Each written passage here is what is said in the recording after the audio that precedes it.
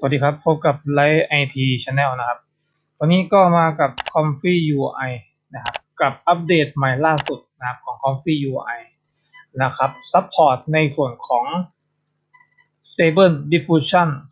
3.5 นะครับตรงนี้นะครับเว็บไซต์ผมแปะใต้คลิปมีรายละเอียดลิงก์ดาวน์โหลดไม่ว่าจะเป็นเช็คพอยต์โมเดลต่างๆหรือองค์ประกอบต่างๆนะครับที่จำเป็นต้องใช้กับตัวAI ตัวนี้นะครับโอเคก็มีการอัปเดตเมื่อวันที่ 22 ตุลาที่ผ่านมานะครับรองรับในส่วนของ Diffusion 3.5 นะครับก็ผมลองเล่นดูแล้วภาพเนี่ยค่อนข้างใช้ได้เลยเวิร์กเลยนะครับรองรับถึง 4K เลยทีเดียวนะครับตรงนี้คือภาพตัวอย่างนะครับแล้วก็เนี่ยทีนี้เนี่ยอันดับแรกเลยนะครับให้เราทำการดาวน์โหลดครับอัปเดตนะครับตัว Comfy UI ก่อนอันดับแรกเนาะอัปเดตให้เรียบร้อยก่อนนะครับอัปเดตก็คือไปที่ Comfy UI เราเนี่ยนะครับจากนั้นไปที่ Manager นะครับแล้วกดไปที่ Update on นะครับตรงนี้จะอัปเดต Comfy UI แล้วก็รวมไปถึงส่วนของ Custom Mode ต่างๆให้เรียบร้อยนะครับจากนั้นนะครับจากนั้นเนี่ยก็จะมีสิ่งที่จำเป็นต้องดาวน์โหลดอันนี้สำหรับ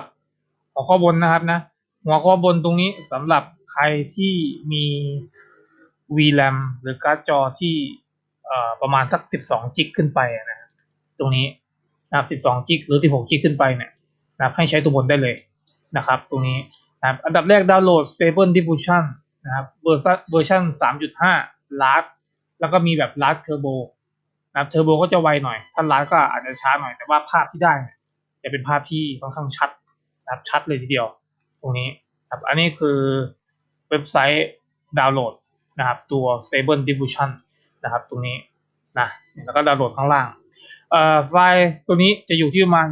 16.5 จิกนะครับตรงนี้ก็ทำการดาวน์โหลดให้เรียบร้อยนะครับจากนั้นดาวน์โหลดแล้วอย่างไรนะครับดาวน์โหลดแล้วเอาไปไว้ที่เช็คพอยต์นะครับดาวน์โหลดเอาไปไว้ที่เช็คพอยต์ของเรานะครับแล้วก็จะมีส่วนของคลิป g.sensor อันนี้ดาวน์โหลดไปไว้ที่โฟลเดอร์ของโมเดลแล้วก็คลิปนะครับ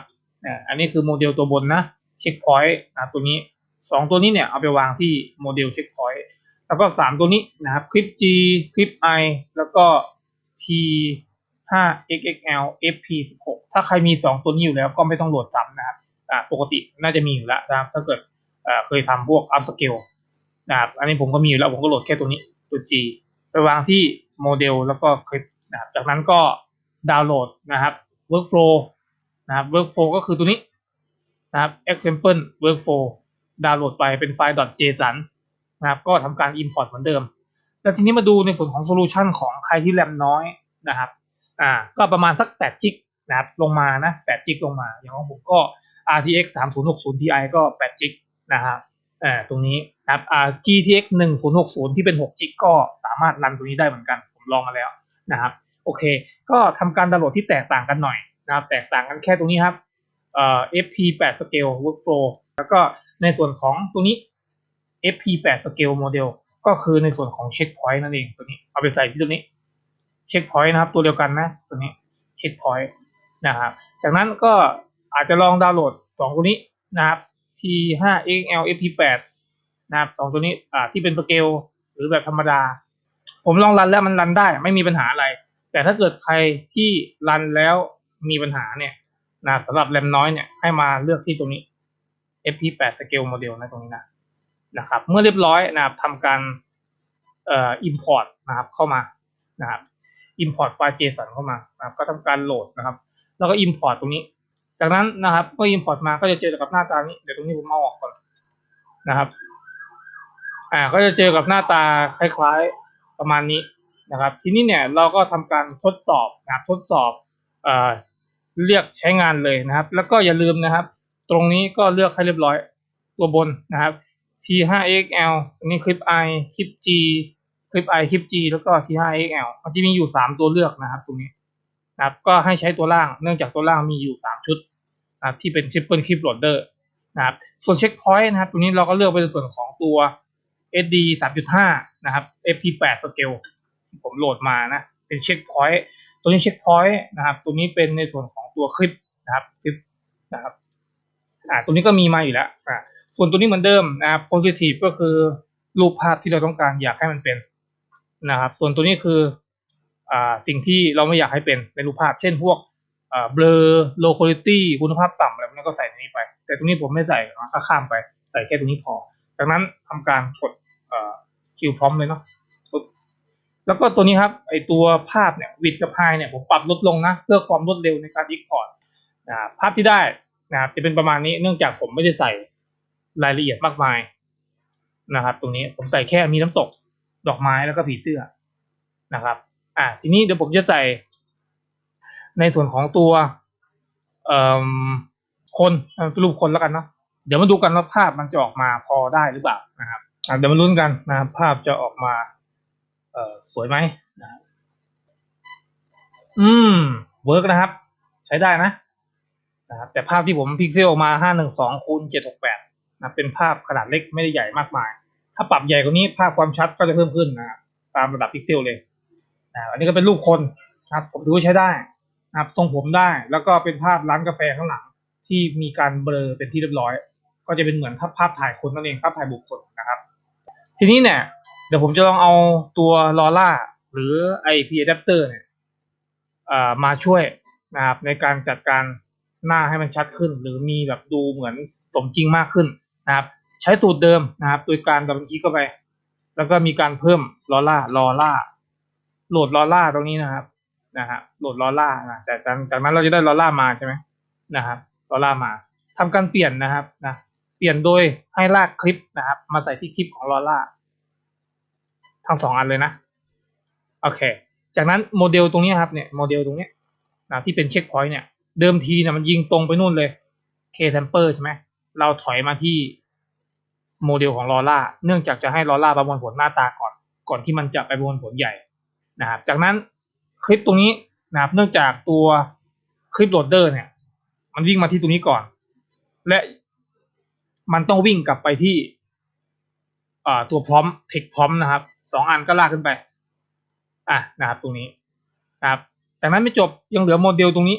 นะครับโมเดลหลังจากที่ลอร่าประมวลผลให้ส่งต่อไปที่ K sample ปุ๊บ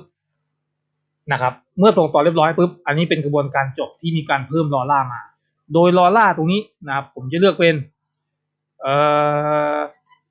IP adapter นะครับ Face ID plus V2 นั่นเองกดเข้าไปนะครับเรียบร้อยไม่ต้องตั้งค่าอะไรเพิ่มจากนั้นกด Q พร้อม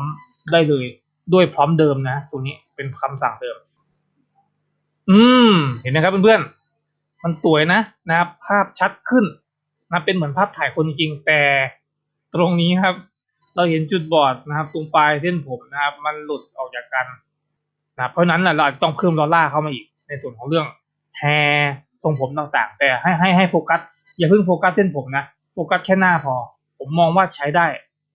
ดูดินะครับไม่มีแทบจะหาที่ติไม่ได้นะครับถือว่าใช้ได้เลยนะครับตรงนี้เดี๋ยวลองซ้ำอีกทีว่าจะเป็นยังไงกดซ้ำอีกทีนะครับมาดูครับว่าตัวนี้จะเป็นยังไงตัวนี้ใช้ได้นะครับได้อยู่แต่ว่าจะติดตรงเรื่องเดี๋ยวนะตรงนี้เป็นแหวนใช่ไหมแหวนหรือลายอะไรไม่รู้นะแต่ว่าหน้าได้ผมก็ใช้ได้นะครับเนื่องจากภาพที่มีการเปลี่ยนไปนะครับแต่ตรงนี้อาจจะมีติงตรงนี้หน่อยนะครับแต่แน่นอนครับลองเรนดอมก็คือคิวพร้อมไปเรื่อยๆจนกว่าจะได้ภาพที่ถูกใจนะตรงนี้แต่ให้ใช้พร้อมในส่วนของแนวทางเดิมก็ได้เช่นกันนะครับโอเคก็ลองเอาไปต่อยอดดูอย่าลืมนะครับทั้งหมดทั้งมวลเนี่ยที่ผมโหลดมาเนี่ยจะอยู่ที่หน้าเว็บของ comfy.org นะครับเดี๋ยวผมแปะลิงก์ใต้คลิปนี้เพื่อนๆสามารถไปไล่โหลดได้เลยนะครับรีแคปนะครับอันดับแรกคอมใครแรงเลือกตัวบนคอมใครไม่แรงหรือแรมต่ำกว่า8 จิกลงมาเนี่ยให้เลือกตัวล่างตรงนี้นะครับแล้วก็ workflow ก็เลือกที่ตรงนี้ได้เลยนะครับแล้วก็ทำการ import มาก็จะได้หน้าตาคล้ายๆผมแต่จริงๆแล้วเนี่ยมันจะไม่มีลอร่าเดี๋ยวผมจะเซฟ workflow ให้เผื่อใครต้องการใช้ลอร่าด้วยนะครับมันจะมีอยู่2แบบคือแบบออริจินอลไม่มีลอร่าภาพเขาจะออกมาเลยจากสเต็ปที่เขาทำเลยแล้วก็ผมเพิ่มไอตัวลอร่าก็คือ IP adapter plus 2เพื่อให้หน้ามันดู สมจริงขึ้นนั่นเองนะครับก็สามารถไปดาวน์โหลดทดลองกันได้นะครับโอเคก็หากชอบคลิปนี้ก็ฝากกดไลค์กดแชร์แล้วก็ Subscribe เป็นกำลังใจให้กันด้วยที่สำคัญอย่าลืมกดกระดิ่งจะได้ไม่พลาดคลิปใหม่ๆของผมนะครับวันนี้ก็คงขอตัวลาไปก่อนพบกันใหม่คลิปหน้าสวัสดีครับ